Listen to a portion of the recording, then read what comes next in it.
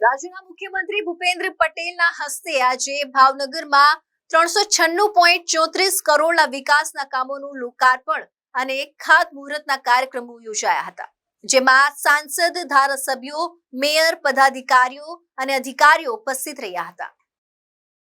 મુખ્યમંત્રી ભૂપેન્દ્રભાઈ પટેલ આજે ભાવનગર શહેરમાં 396.34 કરોડના વિકાસના કામોના લોકાર્પણ અને ખાતમુહૂર્ત માટે આવી પહોંચ્યા હતા।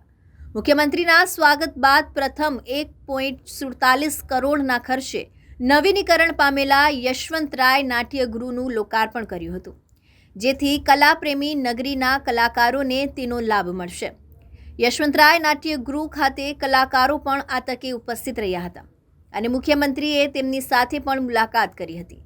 ત્યારબાદ ભાવનગર ખાતે 3.89 કરોડના ખર્ચે નવનિર્મિત રેન્જ આઈજી કચેરીનું લોકાર્પણ કર્યું હતું, જેમાં આઈજી, એસપી સહિતના અધિકારીઓ પણ જોડાયા હતા, જ્યાં મુખ્યમંત્રીને ગાર્ડ ઓફ ઓનર સાથે સન્માન કરવામાં આવ્યું હતું।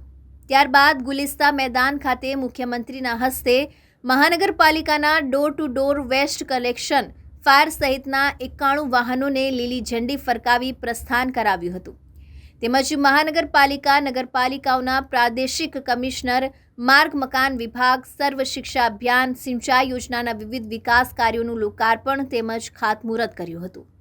કેમેરામેન રસૂલ સૈયદ સાથે reporter Firoz Malek, ABC news Gujarat, Bhavnagar.